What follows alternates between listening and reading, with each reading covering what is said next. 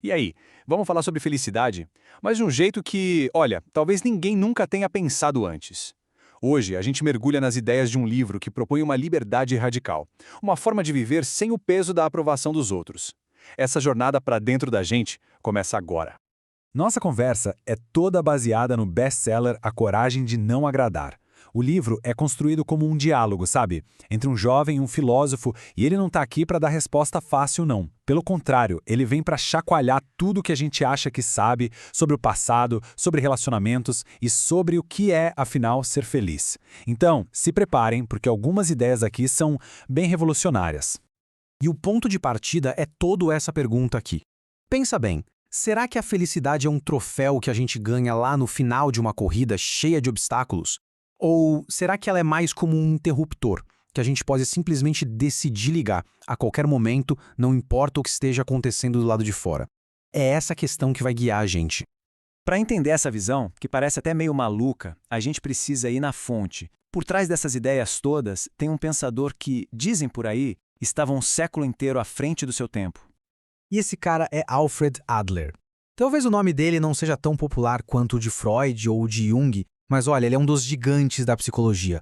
Ele propôs uma coisa chamada psicologia da coragem. A ideia não é ficar cavando o passado para achar culpados, e sim dar ferramentas para a gente ter a força de agir e encarar a vida aqui e agora.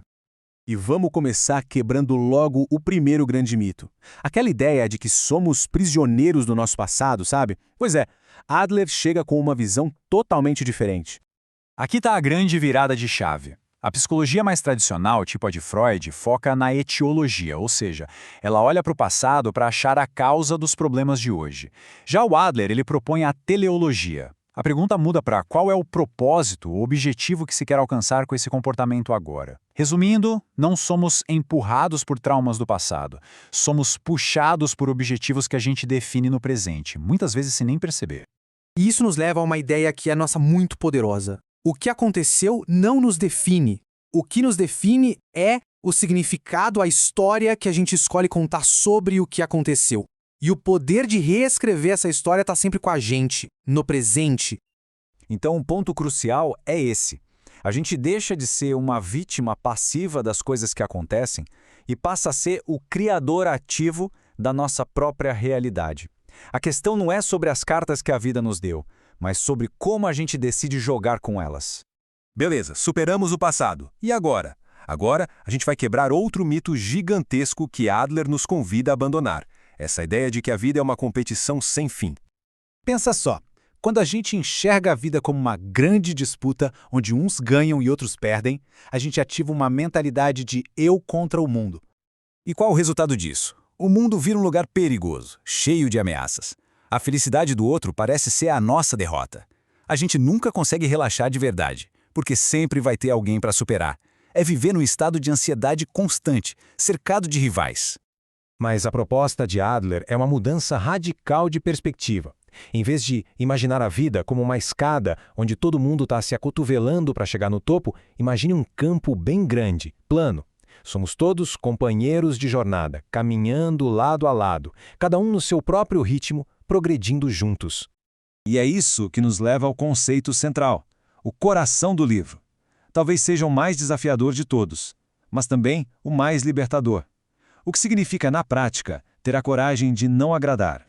A ferramenta para alcançar essa liberdade é a tal da separação de tarefas. O nome pode parecer meio técnico, mas a ideia é bem simples. É aprender a diferenciar o que é da nossa conta e o que é da conta dos outros. Simples assim. Por exemplo, estudar para uma prova é tarefa de quem estuda. A reação dos pais sobre a nota, bom, isso já é tarefa deles. E como se faz isso? É um processo. Primeiro passo, se perguntar de quem é esse problema, afinal. Segundo, traçar uma linha bem clara. Não carregar o peso que é dos outros, nem deixar que eles carreguem o nosso. E o terceiro, que é o mais libertador de todos. Entender que o que as outras pessoas pensam ou sentem a nosso respeito é tarefa delas. A gente não tem controle sobre isso e nem deveria tentar ter. E para ilustrar essa ideia de resolver um problema que parece super complexo com uma solução ousada e simples, o livro traz uma metáfora histórica bem famosa. É a história do nó górdio. Existia uma lenda que dizia que quem conseguisse desatar aquele nó complicadíssimo dominaria a Ásia. Muitos tentaram, sem sucesso. Aí chegou Alexandre o Grande. Ele não ficou tentando desfazer o nó fio por fio. Ele simplesmente sacou a espada e cortou o nó ao meio.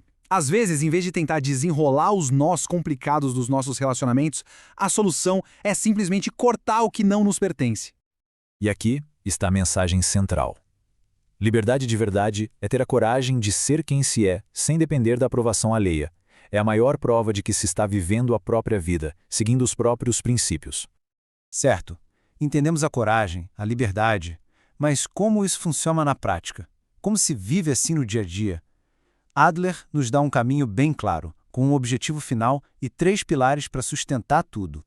É importante dizer que o objetivo final de tudo isso não é o isolamento, não é virar um eremita. Muito pelo contrário, é alcançar o que Adler chamava de sentimento de comunidade. É se sentir parte de algo maior, ver os outros como parceiros e, finalmente, encontrar o nosso lugar no mundo. E como a gente chega lá? O primeiro pilar é a autoaceitação. E atenção, isso não é se conformar, não é resignação. É aceitar a realidade de quem somos agora, com nossas qualidades e defeitos, sem mentir para si. É só a partir daí que a gente tem coragem para mudar o que pode ser mudado. O segundo pilar, confiança nos outros. E aqui está o pulo do gato. É uma confiança que a gente oferece sem pedir garantias, sem pré-requisitos. É essa atitude que nos permite sair daquela mentalidade de competição e construir relações de igual para igual, vendo os outros como aliados.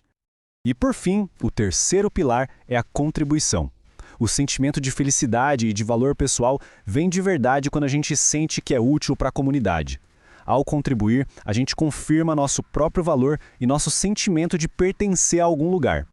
E para a gente terminar, fica essa reflexão. Imagina só, se libertar dessa necessidade constante de aprovação. Que caminhos se abririam? O que seria possível fazer se o medo de desagradar simplesmente deixasse de ser um obstáculo na vida? Fica aí a pergunta para a gente pensar.